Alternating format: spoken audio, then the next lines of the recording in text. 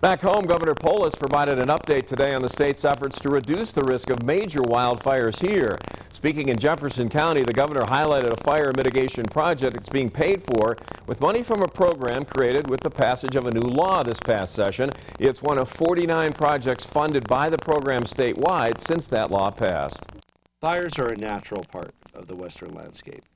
The challenge is when they become out of control and can threaten populated areas. So we want to make sure that we have additional defenses for homes that are in the wildland-urban interface.